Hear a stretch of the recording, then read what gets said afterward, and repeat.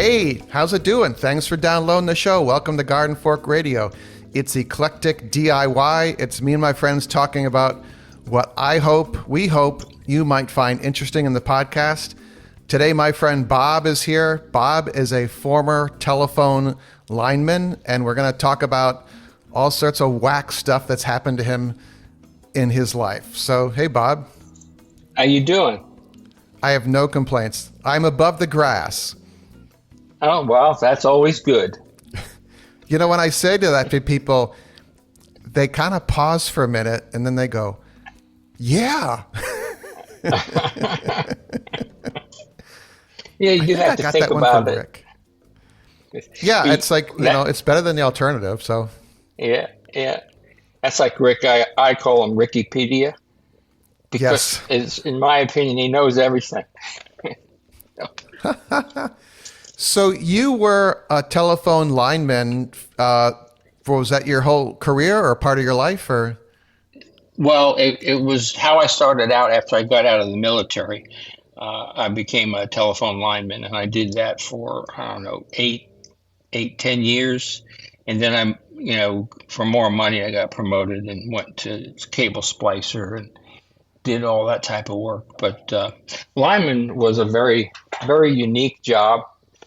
And this was back in 1969.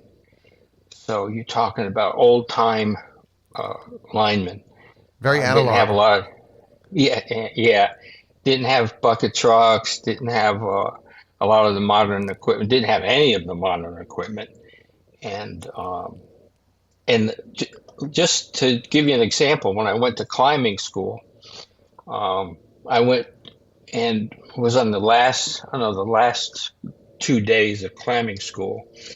And I was up about 30 feet and I saw my hooks start to cut out. That's what you call it when your hooks come out, you call it cutting out. And both of them were cutting out of the pole. So I knew I was headed down. Are your hooks the things on your boots? Yeah, the climbers. Yeah. And they're actually called climbers, but vernacular everybody uses as hooks. And so I saw both of them cutting out of the pole, and I thought, oh my goodness, I'm on my way down.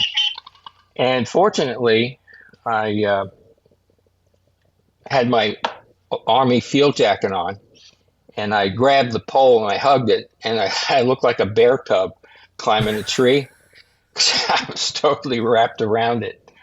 And when you climb a pole, if you ever see a pole that people have climbed, all the splinters are facing up. I noticed that. Because it cuts they're all facing up. So if you're sliding down, you know where all those splinters are going, right? They're going to go into you. So I thought, oh my goodness, what am I doing? So anyway, I slid about 3 feet and I finally stopped. I was holding on so tight. And luckily I had my old Army field jacket on, so I didn't get any splinters in my chest and all that. And I looked down at the instructor who was, I don't know, he probably had 30 years service. And I said, what do I do now? And he spit out some tobacco juice and he goes, I don't know. I've never been in that situation. So I thought, well, that wasn't very helpful. And I managed to just wiggle myself around and get my hooks back in the pole and climb back down. But that was my introduction to being a lineman. So I've seen poles like that where they have a ton of, divots, for lack of a better word. And they all are pointing up. And I often thought about what happens when because the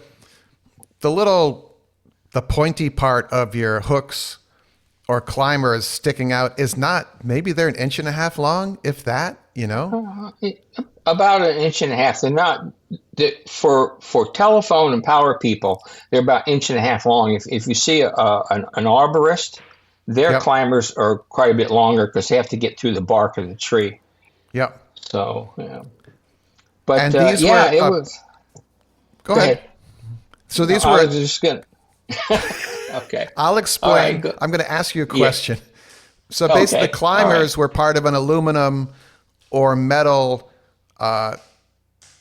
piece of equipment that you would strap to your boot, your existing boot, right?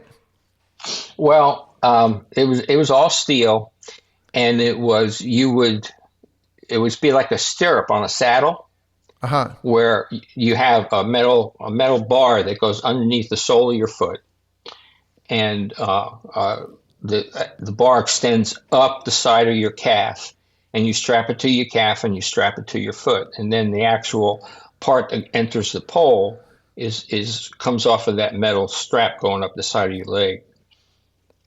Oh, okay. All right, because it's been a while since I've seen these. Yeah. So, so tell us about from there. Where did you go? Well, I went onto a traditional line crew, which was, the old trucks where you had a crew cab in the back, and they'd carry like four people in the back, and then the driver and a passenger in the front.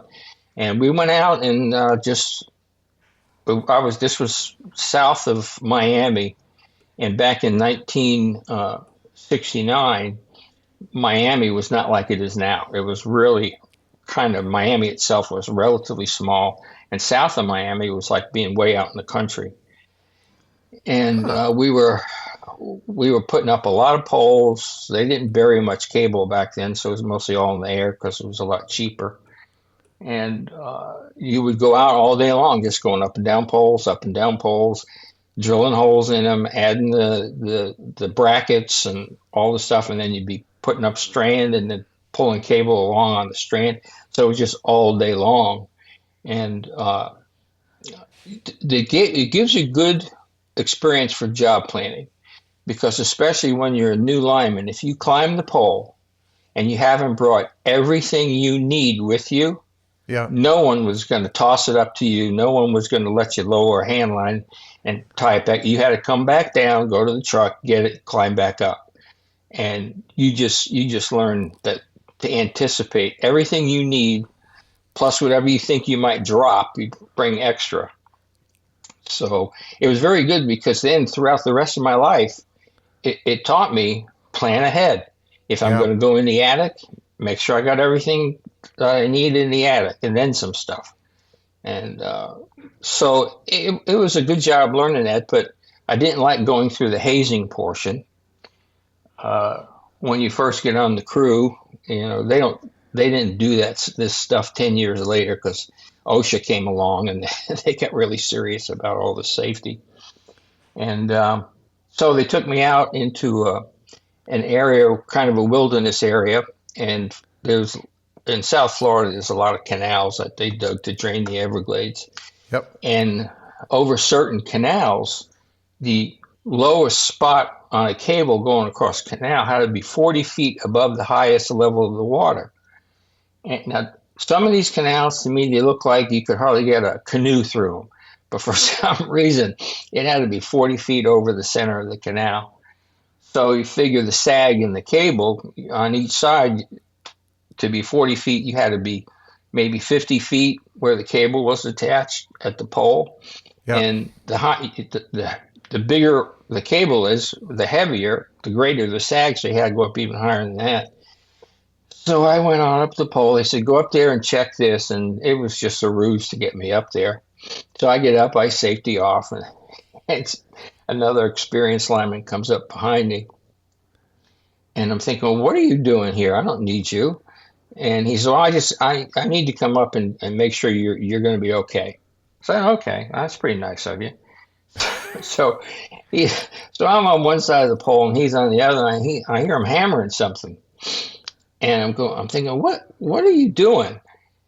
So I look around, and he's putting his hammer back in his belt, and he starts climbing down the pole. And I'm up there by myself, and he said, okay, come on down. And I unhooked my safety strap, and he had nailed it to the pole. Uh, So so I couldn't get it.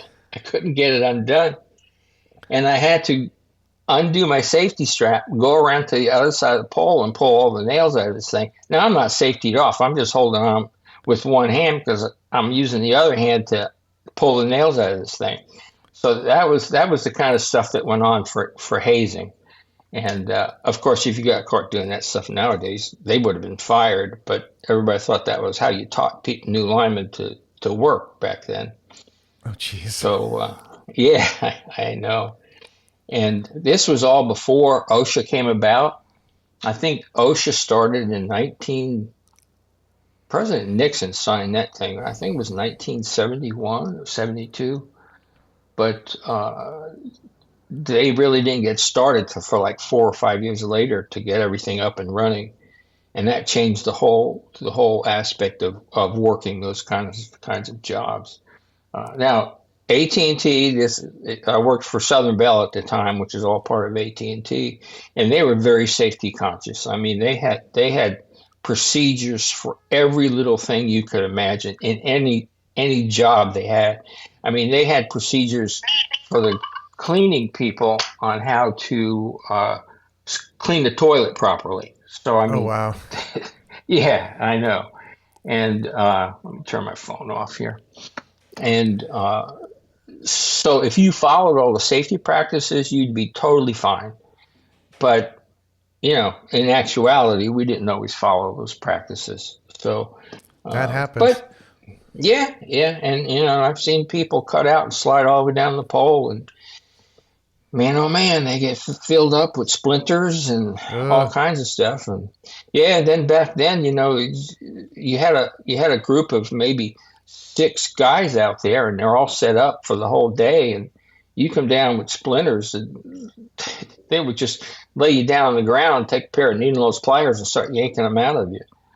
And and then they had Okay. this stuff called yeah, and they had this stuff called creosote wash, and I don't know what was in it. I know it was at least alcohol, and they'd start pouring it all over all these open wounds, and it would burn. It would burn. It was terrible. But Ooh. anyway, yeah, I know. But So we can I see. have a question. Go ahead. Yeah, When you were up on the pole, you said you were drilling holes. Back then, you'd be yeah. like wanting to mount like a T-bar for cables. Did you do that by hand, or did you get to take a drill up there? Well, no, because there was no electricity, and there was no battery operated drills back then. So you had a brace and bit, and you had to drill a hole all the way through the pole. And you had to make sure it went through straight, because if it went through at an angle, then your bracket to hold the cable and strand would be crooked. And so it was a big old bracing bit with a big auger bit. I know you're familiar with those. Like an And old school manual hand wood drill. yeah, yeah, well, like the kind with the offset crank, and you would crank it. So Yeah. it had a big plate. It had a big plate on the end, and a lot of people, I guess that's for putting your hand on it and putting pressure. But we would stick our chests up to it, Yeah. and then we would push with our chest and crank. And a creosoted pole is kind of hard, so Wow. you do that, and then after a while, quite a few years later, they did get a battery operated drill, but the battery was like the size of a car battery, Yeah. and you had a long cord so you could take it up the pole, and you wouldn't have to take the battery up with you. But the gear ratio was so low on those things. If you got hung up in a knot, it would keep turning, even though if you let go of the trigger, it would still turn, and it would turn for like 2 or 3 more revolutions. And if boy, you had to make sure you didn't have you had to hold it just a certain way, or it would just snap your wrist. It had so much torque. I've had that with some big electric drills. Yeah. Like I did Yeah. I did some core drilling in cement, and Hmm. that, I don't know what horse, maybe it's a half horse or quarter horse electric drill, but that thing, you just would be like, whew, if you lost your grip on it, it would spin around and whack you. Yeah, So yeah, yeah. And it would, the cord would get all tied up and around it was just a pain in the neck. I'd rather do it by hand, because I could do it and feel more secure than handling that thing. But so and one of your subjects here is zip lining before it was a thing. yeah, yeah. Well, when you get to the end of a run, and I'm sure you've seen this, where the cable comes off of the pole and slants down to an anchor in the ground.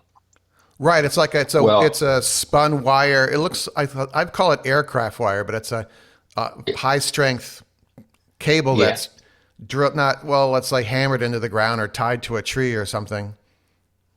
Well, you would sink an anchor in the ground like a screw anchor, Yeah. and depending upon the size of the pole and the size of the strand, which is the metal wire type thing you're talking about, you had to go so deep and use a certain size anchor and all that. But what would happen is you had a certain lead.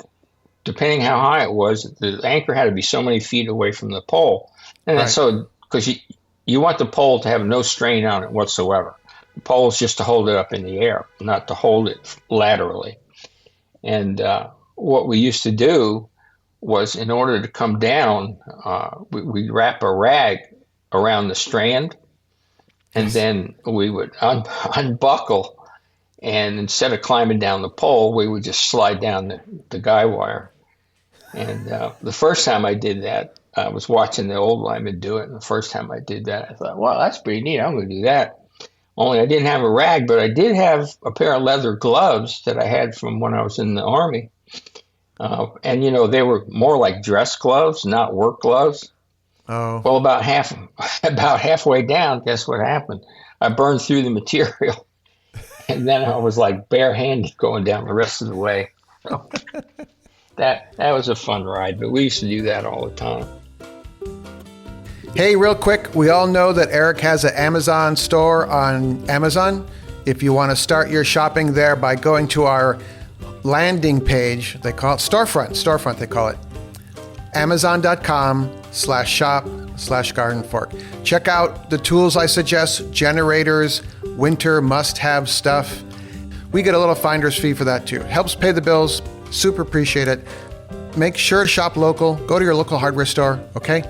But if you're going to Amazon, maybe try and use our link. That'd be great. Thanks.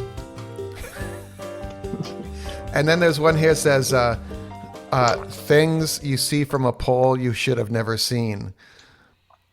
Yeah, that's that.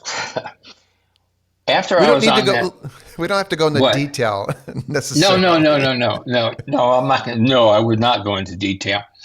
But after I was on the big line crew, I was assigned to a splicing crew where I was the lineman. I'd go out and do all the transfers of terminals and drop wires and all this kind of stuff. So it wasn't like you had a big truck and a big group of people talking and stuff. It would be me by myself. And you get once you get up to the pole, you're kind of quiet. You just they're up there working. Yeah. Well, if you're 25 feet in the air, you're as high as second story windows, and of course you're high enough to where if it was a regular house, you could see into backyards and all that kind of stuff. And of course, South Florida, a lot of people, they sunbathe, and sometimes they sunbathe without clothes, and no one knows you're there. So, it was just stuff that you shouldn't have been able to see because people didn't know you were there. You were up in the air. So I would develop a cough. I'd start coughing or something like that, just so they knew somebody was there. And then they'd look around. Of course, they'd be looking at ground level, so they still wouldn't see you. But that's stuff you didn't need to see. Wow. We had when I worked for the production effects company, we had to shoot what are called background plates for a lot of the effects work we did. And one of them was an outdoor shot, and we had to be like 50 feet in the air with a 8x10 view camera because it was the highest it's film, so it's a high resolution, and then you can digitize that and use that in the movie you're making. But I didn't realize how 50 foot in the air, how you can see everything. Yeah. And then I didn't feel real safe, but we shot the job. But it's a very, and you're kind of comfortable up there. You're in this like metal bucket cage thing. You're just looking around and you're like, oh yeah, look at those people down there, Mm-hmm. Mm-hmm. And if you say 50 feet, people think on the ground 50 feet doesn't seem that long. But you take and do 50 feet vertical, you're up at a 5-story building. Yep. And it's a very different perspective. in that case. And of course, if you're climbing with the hooks, then you feel less safe than being in a bucket. I can tell you that. That's one of the things. That's why I thought this was a brilliant video I made about dropping that tree limb that was 30 feet up in the air. Yeah. Because for me to put an extension ladder up there, and extension ladders aren't built to lean against round objects. They're built to lean against flat walls. So Right. it's already wonky at the top, and then you're lugging a saw. I always thought like a reciprocating saw is what I would carry up there, not a chainsaw. But just having to not go up there was such a nice thing with that hand saw. The hand saw took a while to do, but I didn't fall off and have to go to the emergency room, Well, yeah, and that's a lot less expensive too than an emergency room trip. But really, in time, you say it took you longer, but if you consider what you had to do to take a ladder and set up a ladder and make it safe and everything, it's probably quicker to do what you did. Because I know in the company they taught us how to put a ladder up against a pole, and they would teach you got a round rung on a round pole, and so you probably have maybe 2 inches of contact with the pole. And then it has to be balanced and lean one way or lean the other, and it's going to go. So they taught us the safe way to tie a pole ladder off to a pole so you could do it. But none of the guys wanted to do that. It'd take you forever. You can go up and down the pole with hooks in no time. But and then one time, that tell you, well, I know I didn't tell you about the time I got treed by a pack of hunting dogs. No, I've not heard the story, Bob. Yeah, I know. That's because it's the first time I'm talking about it. But I went into this backyard, and whenever you went into a yard, a fenced-in yard, at least I would always rattle the gate a lot to make sure there were no dogs in the yard. So I rattle the gate. I go in and I put my hooks on, and I put my body belt on, and all this kind of stuff. And the next thing I hear all this barking and howling. And I see these dogs. This lady let her dogs out in the backyard. It was not the yard I was in, and their yard was fenced in. So these 3 dogs, good-sized dogs, come charging out towards me, barking and howling. And I'm thinking, well, I'm safe because they're behind a chain link fence. Well, you know how the chain link part is tied to the posts and rails with a little piece of wire. Yep. And the wire's on the top rail and the post. Well, a good long 2 or 3 sections of this fence, those wires were not there. So when these dogs jumped against the fence, you know what it did, right? It laid right over on the ground, and here they come. Yeah, and here they come. I thought, oh, crap. So I take off up the pole, and I almost made it, and one of them leaped up and grabbed onto my boot. Oh. So I've got one hook in the pole, and the other I got a dog hanging on it.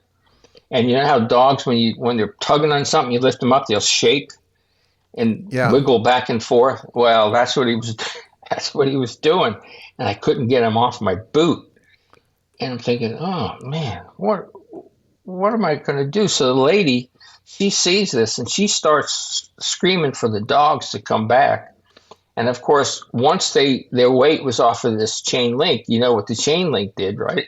It raised back up. So now if they jumped against it, it was against the top rail.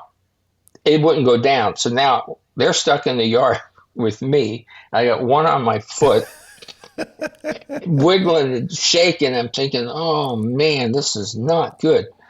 So I took a screwdriver out and I just reached down and tapped him on not hard, just tapped him enough to get him to let free. And wow. And we had a big accident. You know, they got my hand was bloody and all this kind of stuff. So there was a big accident big accident investigation, you know. And I had to go get shots and they had to quarantine the dogs. And it was just a mess. But so that was another exciting thing. Check the fence before you climb. Yeah. How often are you going to find that? And then one time, I think I put this on my notes, how I peeled the gable end of a house off, where Right. So let's explain. The gable end of the house is if you have a like a colonial, you have the front and back of the house, and then the sides are called the gable because your roof, basically that wall on each side comes to a point. And at the top is usually some sort of vent called a gable vent for the attic. So Mhm. and was it back then? Was it like aluminum siding or something like that? Or No, no, it's just wood. The bottom part was all, since this was South Florida, the bottom part was all concrete block, and then yeah. from what would be the ceiling of the first floor, above that was the attic, and that was covered in wood. So that was the gable that I peeled off. And back, what had happened was I was transferring from a rotten pole to a new pole, and the power company had finished their transfer, so they usually transfer their equipment and top the pole so that it didn't stick up into the power anymore. And so I knew that the bottom was gone on this pole, and it was going to fall over if everything was detached. And what we would normally do is we would. I'm sorry about my phone keep going off. It's kind I of thought fun to I, have these little sounds come up. I know. I thought I turned it off. Oh well, I'll throw it out the window. I'll leave it to the dogs. And so anyway, I was up on the pole and I was transferring the drops from we had no cable on it. We just had drops going to a buried terminal. And so I was transferring the drops from the old pole to the new pole. And I knew it wasn't going to go anywhere because the cable TV was still on the pole. So as long as I wasn't on it, it wasn't going to fall over. And so the cable TV guy comes by and he says, "I'm going to disconnect the cable." I said, "Well, wait till I finish so that I can get out of your way, and then you could tie the old pole, new pole." And he said, "I don't have time for this," and he left. Well, I'm Oh, transferring all the drops on. I had all the drops from one end done except for one, and I had about six drops going the other way. Well, what this guy, cable TV guy, did is he went down the next pole and he cut his stuff off of that pole, which then made it free for mine to do what it was going to do. oh, So what happened was, with the six drops going one way, it started to fall in that direction, and the drop wire for telephone service is very tough. I mean, yes. it is a strong piece of equipment.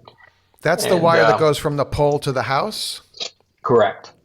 And it's connected at the side of the house in what's called the ram's horn, and that's screwed into. In this case, it was screwed into the wood of the gable end of the house. And back then, when that house was built, probably in the 40s or 50s, they didn't have sheeting and plywood and all that, so they used tongue and groove boards. Okay. And what happened was, is it pulled the first board, and of course, my luck, the way the tongue and groove was put on, they were like all connected. The groove, the tongue went into the groove, which then pulled the next board off, which then pulled the next board off and pulled the next board. And it just took all the boards off the side of this guy's cable. And you could see right into his attic as the pole Oops. went over. Yeah, I know. And oh, what a mess that was. But the guy wasn't Did home. the, So, even better. yeah. So anyway, we had a hard time finding, locating the guy and all this kind of stuff to get his roof repaired. And I left that to the claims people. I says, don't, hey, contact cable TV. This is the beginning of why cable installers get a bad rap. Yeah, yeah, right.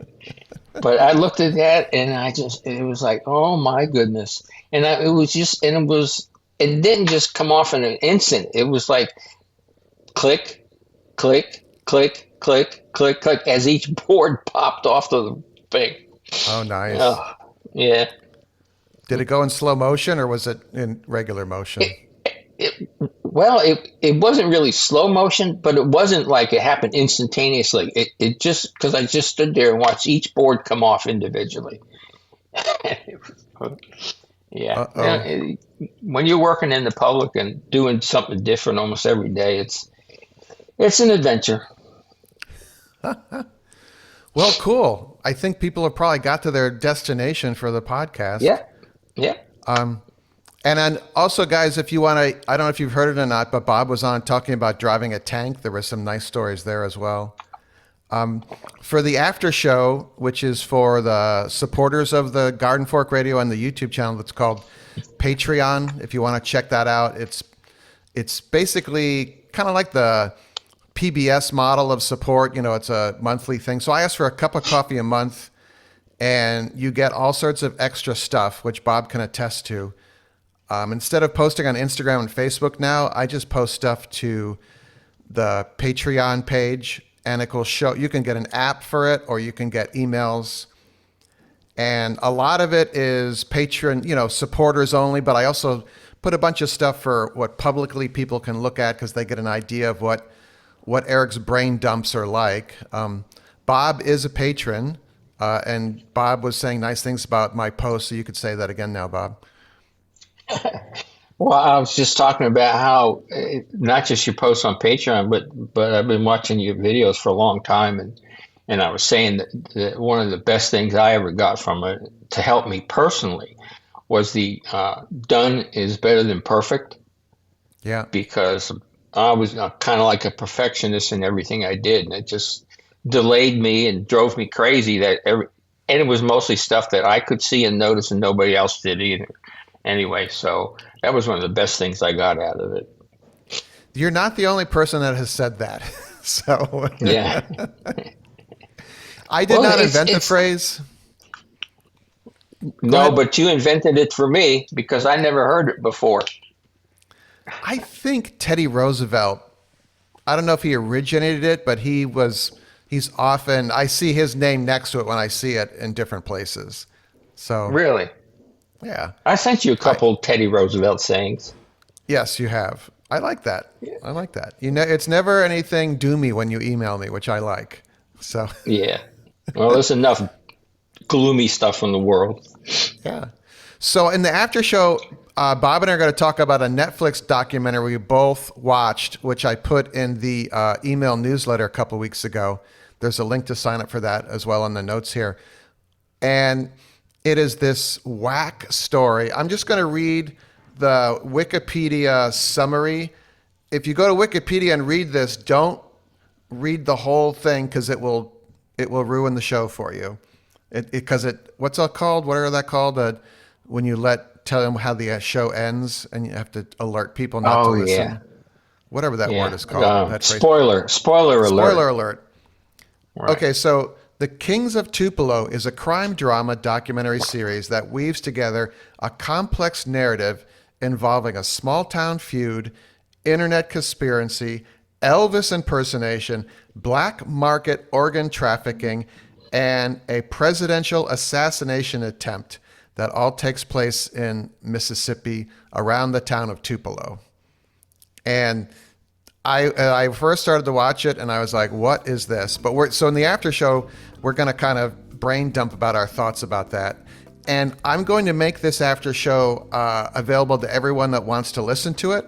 And then you kind of give you an idea of what being a supporter of Eric is like. I can't guarantee every after show is going to be interesting, but like some of the posts, like I'll be working on something in my backyard and I just take a picture of it, and through the Patreon app, I can just go post and go, hey, this is what I'm doing, or hey, this is the mouse nest I pulled out of my Subaru, which is coming up as a really good video. But anyway, yeah, but you don't have to do any of that. I know this is kind of a sales pitch at the end of the show, but we're going to just keep on making regular Garden Fork as well, because I just like to have interesting people on, and Bob is here. Looking forward to it. Oh, I have to make a Gmail address for Garden Fork Radio because I'm moving all the radio at gardenfork.tv works right now. So if you want to get a hold of me, that's always the way. Thank you, Bob, and we'll see you all on the after show. Garden Fork Radio is produced by Garden Fork Media LLC in Brooklyn, New York. The music in the show is licensed from audioblocks.com and uniquetracks.com.